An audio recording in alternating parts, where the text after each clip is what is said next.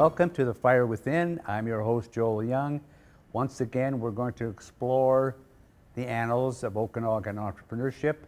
And this week, we're going to look at something a little bit differently because my guest is not an entrepreneur with a profit motive. She's a person who has been contributing to the community and the community spirit for a number of years, and she'll tell you about that in a moment. I'd like to welcome Carol Jackson, the book lady of West Kelowna. Welcome and thank you for coming in today, Carol. Thank you, Joe. My viewers are going to look forward to listening to your stories. So take it away, Carol. What's your little enterprise? Because you're not motivated by profit, you're motivated by giving of yourself through books for people's better well-being. Well, it's the motivation actually was twofold. I had just retired, and I just bought that house on the west side, 2120 Tomat, and I thought, what am I going to do with myself? And I was quite concerned. You know, I think that when you're used to working all your life, I was concerned I was going to watch soap operas or who knows what, you know. Anyway, I was at the recycling depot downtown on Kirshner and Springfield, and this big, huge dump truck pulled up, and it tipped this dump truck full of books into this metal container, and I'm standing there looking at that, and they pressed a button and crunched them. And I said, well, to the fellow that works there, I said, that's not right. And he said, oh, it goes on all day long. All day. So I said, well, how about, they have these big blue, what they call toters, and they have an open flip lid. I said, how about we put a toter there and say, put books on it and call me when it's full. I'm moving from just down the street. So I just got home, took 5 minutes, and the guy said, oh, your toter's full. I went, what? Really? So it was a beautiful summer day, and so I went there, and the toter was open and overflowing with books. So I went over there, and I said, okay, well, let's do it. So I tipped the toter, and all these books went out onto the concrete there. Well, all these people said, look at all these books, and we were all looking at the books, and people were taking them, and at that point I realized, this is way better than crunching them, and it certainly would, it grew. I mean, after that day, we got into 5 toters, and it was still every half hour, and every time I went to empty them, throngs of people were coming and so excited about getting the books. So I then moved. You moved to where you are now? To Tomat Avenue on the west side. Yeah. And there's a double car garage. So you come down the driveway and a double car garage there. And I set up a bunch of tables. And so also it was becoming overwhelming how many of these 5 toters were getting full. It was, you know, 3 times a day I was having to go. So I enlisted my neighbor, Ivan, who built me a shed there. And first of all, of course, I had to talk to the regional district to get the okay for doing this. And I got that, and Ivan built this big shed, and it's really quite large. Have you seen it, Joel? Yeah, I've been there. It's large, isn't it? You took me on a tour, and I was quite amazed. Down on Kirshner in Springfield. Oh, no, your home. Oh, well, I'm just talking about the very beginning. Yes, okay. of the source of the books. No, I haven't been to the one in Kirshner. Well, it's a very large shed, and it's got an opening that says books, and then a door that you can open so that you can empty the books. So that's still operating. It's still operating down on. I'll have a look when I say goodbye to you today. I'll drive over there and have a look. So basically, what was happening is this shed was getting full once a week, and that's hard to believe. It was probably 9 feet by 9 by 9. I mean, it's a big shed. And I realized that I couldn't do this on my own, although as a reader and as a person that's brought up to recycle, you know, you don't throw the toaster away, you fix it. Yeah. my upbringing from the baby boomers. And so it was very exciting. At that time, I got in touch with this organization that employs mentally challenged people. I, for the life of me, can't remember their name now. But what they would do is they'd have a worker and 5 or 6 of these mentally challenged adults. They would drive in their van and empty the shed for me. And then they would box it all up. There'd be about 30 boxes a week. And they would bring everything back to my place, and we'd have lunch, and I paid this society for their gas, and I paid each of the workers $10 or something every week. They had a blast. They felt productive in society. It just was a win-win all the way around. And then I had my garage all set up, and through the years I've discovered the wonder of milk crates, as you've seen. Yeah. It's wall-to-wall library. It's all organized, novels, romance, biographies, cookbooks. And the doors are always open, and it's all free. Yeah. Yeah, well, you know, when I, as the viewers don't know, I've just recently met you, as you know, but for months, I drive past your home 3 or 4 times a week, coming into town and going home.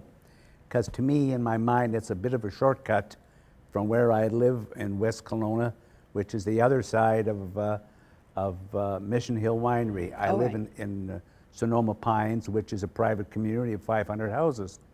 And I discovered, through my wife, as a matter of fact, Thacker Road, going down Thacker. Oh, Thacker to Boucherie. Yeah. Well, from Boucherie to Thacker. Yes. To Tomet, where you live, your street. And I drive by, and I'd see this big sign, free books, free books. And I thought I was seeing things. And I kept saying to my wife, did you know that? Did you know that? Did you know that? And finally one day, I think you were outside, and I stopped and chatted with you, and that began our little friendship. And it's still, you know, I want to ask you, as an aside, where do you originate? From where did you come? And what is your background? I came from Vancouver. Oh, okay. When I was in Vancouver, I was a court clerk with the criminal courts. Oh, okay. Prior to that, I was a customs officer, so. Go on with you. Yeah, I'm on with me. And I used to be a superintendent of customs in Kingsgate. Oh, I didn't see you there. Yeah, you know where Kingsgate is? No, actually, I don't. On the southeast corner of the province of British Columbia, yeah. West of Cranbrook. Yeah. Oh, for heaven's sakes, yeah. And I used to work for Canadian Intelligence in my early days. Interesting. Yeah, I used to carry a big 9mm gun underneath my armpit. Yeah. Pretty scary Isn't stuff. that crazy? Yeah, the world is strange, but look at that. A customs officer, for heaven's sakes. Oh, for heaven.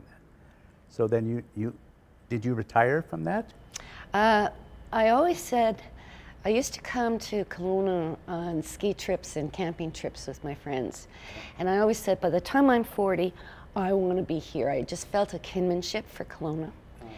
And I was working in the courts in Kelowna, and I handed my notice in. Everybody said, don't go, there's no work. I said, I don't care. I'm going to give up all that I have in Vancouver. And I had a very, very good life, and everything was great. However, I was bound and determined to be in Kelowna. And as it turned out, I got a job right away, and everything worked out just fine. Good. Oh, and no regrets. Good for you. So that was 25 years ago. Yeah. Because now I'm really old at 65. Not as old as you, though. Oh, thanks a lot. There's love talk. I tell you, it's only a good friend that can say that. Once you started your book complex, for want of a better term, what motivated you to give these books to people who expressed an interest? Well, it really wasn't that way, Joel. What happened was I would get these books in, and I'd file them, the big huge sign that says free books. Yeah. And so people would see the sign and say, what is this, a couple of Harlequins? And they'd come in and they go, wow. And I'd say, this is a labor of love. You know, I'm saving the books from being destroyed, and you're welcome to take anything you want, as much as you want, you know. And I call it one of Kelowna's best kept secrets, actually. Yes, well said. I agree with you. It's amazing. Yes, I mean, I think they're preconceived ideas that anything that's free, there's got to be a bit of a hook or something. Yes. And it only takes stopping, as you did. Yeah. Now, it occurred to me that when you stopped, I foisted on you some pregnancy and parenting books, didn't I? Yes, and I did something with those. What did you do? Quick little story. I was up in Glenmore this week, a couple of days ago, getting a treatment on my shoulder, and I was a little bit early, so I went into Save On Food there to pick up a few little grocery items that my wife had asked me. And while I was standing looking at the milk behind the glass doors, off to my left there was a pregnant woman, mother, and she was quite extended, and I couldn't help myself. Well, I've got 7 children, so I take certain liberties. I looked at her and I said, "Oh, when are you due?" She said, 4 weeks. And I said, "How would you like some books on babies? You know, what to expect when you're expecting, for example." And I thought maybe she's going to think I was some weird guy. She didn't. She right away, she had a big smile on her face. And to make a long story short, she was checking out her goods almost the same time I was. So we met outside in front of Save On. She went and got her truck. She was driving her husband's truck and drove over behind my car. And I picked up one of the cardboard boxes you gave me, handed it to her, put it in the back of her truck, her 3/4 ton. And it was a lovely experience. It made me feel good. Isn't it true? And people just, they go, wow. And the quality of these books are really incredible. They're just brand new. Yeah. And so that's a lot of what I get. Yeah. You know, I mean, I'll hear people in the garage laughing and going, wow, I haven't read this in ages. And they have fun, and there's always lots of interest in the kids' books. So there really is, it's a wonderful life that I have because of that. While you're talking, and I'm thinking to myself, sitting here, I know you don't want, correct me if I'm misinterpreted, I don't believe you want to stand on the street corner and beat the drum on your bookstore, if I may call it that. How do you let the world know that the Book Lady is in existence? Well, did that make sense? Yeah, I have bookmarks, as I gave you, Yes, you did, that tells you how to get there. And one of the things that I do need to tell you about is after about 3 or 4 years, and I have been doing this for 20 years now, I wanted to get my idea of what I call Adopt-A-Book across Canada, because it was so much enthusiasm, it was so successful. Everybody wanted to help, people were coming by and bringing books, and it was just a very exciting and wonderful world of books, especially in a time when people are not doing books so much anymore. So my thought was, and I did open up a website on across Canada, trying to get this put into various places across Canada. And I told on this website how to go about doing it, how to start it, and they could contact me anytime to get any ideas. And at the same time, I wanted to work more on getting this expanded.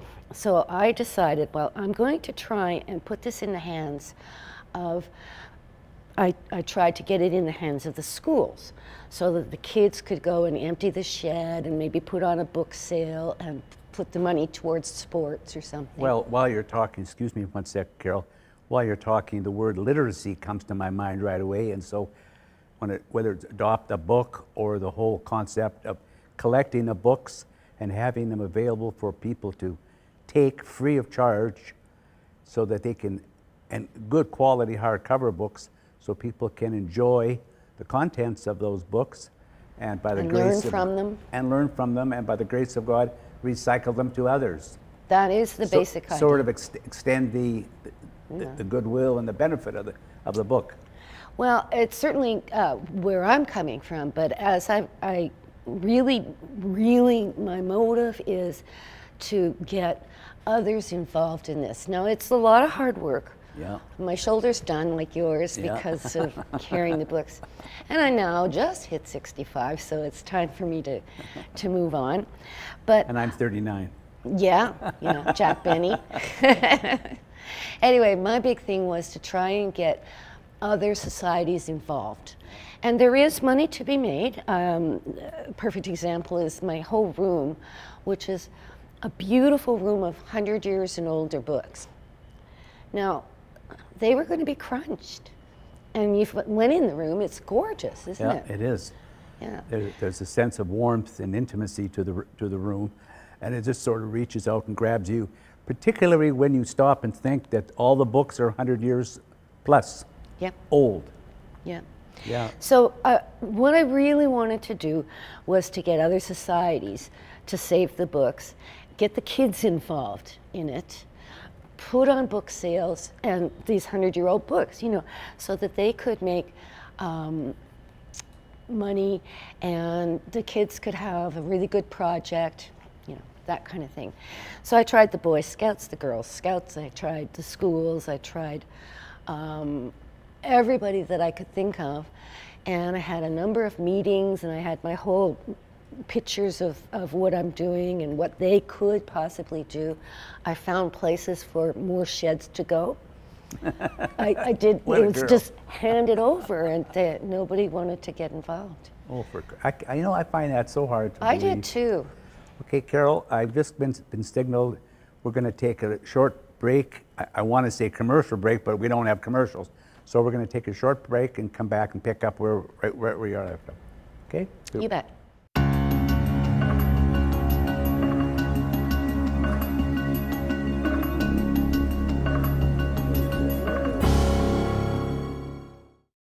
We're back with Carol Jackson, the book lady of West Kelowna. And Carol, let's go right into the future of books, period. And then maybe you can take a few minutes to share your feelings with our viewers about some potential. We both know, our viewers mostly know, that entrepreneurship is normally associated with profit. But you're not motivated by profit. But I think I hear you saying to us this morning that you're slowly being teased by the potential for profit from the books that you've been collecting. There is quite a bit of money to be made in books. Even now there's like bookstores in town that are still making lots of money on books. I really think that for young entrepreneurs there is a possibility. For example, they could work with me. As you mentioned, I have a house full of books, and I have a room full of signed by authors. I have a room full of 100 years and older books. And I would like to extend to the viewers, if there's somebody that wants to make a few bucks, that they could work with me and take those books and sell them and, make some money. Sell them in a variety of ways. They could do an online business. Yeah, there's potential there. Now, a number of years ago, there was a change to our recycling business, and they decided that you cannot recycle hardcover books anymore.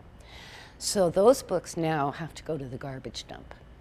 At that time, I thought, I cannot save books from being destroyed and take them to the dump. So I gave my shed to a woman that owns Ted's Paperbacks on Sutherland. And for the last 4 years, she's been taking the books. Now, she has a bookstore, and I hear she's doing very well with those books. Oh. So it's really a possibility there's many areas that this can be done. I know for myself, one of the things that I'm particularly proud of for all the time that I've been doing this, in conjunction with some people that send shipbooks to Cameroon in the west side of Africa. And they come, they speak English and French there. So they come and they take all the kids' books that are in good shape and send them. They take all the French books that are, I mean, it's just incredible, the quality of books that do come in. And just yesterday, somebody brought in a whole set of Sesame, brand new Sesame Street books. For heaven's sakes. Wow. So those would be great in Cameroon. Listening to you talk, it signaled to me that there are people that are being made aware of Carol Jackson. That's not my issue. As you know, I'm not motivated by anything but, it's kind of selfish, but it sure feels good. And I like that. I mean, my retirement, it's just, there's something about book people that is very special. And, you know, I see the way they hold them, you know, especially in my 100-year-old book room, you know, they come in and, you know, they all say, this should be part of a movie set, you know, Sherlock Holmes or something. It's just, yeah, but there is money to be made. There's no doubt about it. So for your entrepreneurs here that are looking to start up something, I certainly would say you'd make much, but it would be a supplement. Yeah. Very possible. And there might be some potential to enlarge or to expand whatever profit that may be. So you could start off small and see how it goes, like any entrepreneurial venture, and with the hope of building it. Yeah. Building Lots of possibilities, and I've explored a lot of them. So I would just like to extend to your viewers, if there's anybody that's interested in this, would it be okay for them to have my phone number? Sure. Yeah, I'm Carol Jackson, and my phone number is 250-769-4574. And the free book garage is located on 2120 Tomat Avenue, which is just off Boucherie. And the doors are open 24/7. Just walk in, bring a bag or a box, and you know, find some of those pregnancy or parenting books that you want, and health, and it's just amazing what the possibilities. I can't help but want to ask you, Carol, do you not worry any time about safety and security? Why would I? Are they going to steal free books? You know, I mean, Yeah, it's. I have books. People that'll come into the garage. They're shift workers. Yeah. And they'll come in the middle of the night. They turn all the lights on and for take what heaven's they sakes. want, and then they turn the lights off and they go. And it's what possibly could I have a problem with? Because there's a good. Well, you're doing good. I'm doing good. Saving the books is paramount in my mind. I mean, I just can't handle this 1984 Orwellian life that we've got where they're burning books. And, you know, I mean, throughout history, there's been certain people that have banned books and things like that. And, you know, it's just beyond me. And it's all about the knowledge and particularly gearing towards the kids. You know, they're, it's amazing to me, the teens. I mean, the little kids love it. They come and somebody just dropped off a bunch of stuffies, so they get the stuffies and the books, and they're so sweet. And it's surprising the young teens that come in looking for books, because, you know, you would think they'd be online, but if you're bringing your kids up with the books, which you have to do pretty much. That's right. So it's all about saving the books. Love it, love it. I think one of the things I'd like to do, I think you're going to say to me, Joel, somebody already did that. I am a columnist with the Capital News newspaper. I'm interested in doing an article on you for my newspaper column. It's been done. I knew you were going to say that. I had at one point a front page article in the Daily Courier and in the Capital. Oh, in both. Many years ago now. Okay. Well, I think maybe we might explore that to bring in a little refreshment. Updating. An updating of some of the ideas that you've shared with us this morning. Well, that'd be great. The more people that know, the better. Exactly. Well, I think good things always come to an end, and I think it's time for us to close our little visit today, Carol, and thank you very, very much for coming and sharing with our viewers the story of books in the Okanagan. And best of luck in the future, and let's talk about how we might put our heads together and light the candles. I would love that. Thank you. Bye-bye. Bye. Well, that's it for the Fire Within this week. Once again, I'm your host, Joel Young, with Carol Jackson, the book lady. Inspirational as it may be, anybody has any interest in participating with Carol in her book ventures, contact myself or Carol directly, as she's given you her phone number, or contacting me directly through Shaw, the Shaw Studio, downtown Kelowna, where we're sitting right now. Until next time, bye for now, and be an entrepreneur.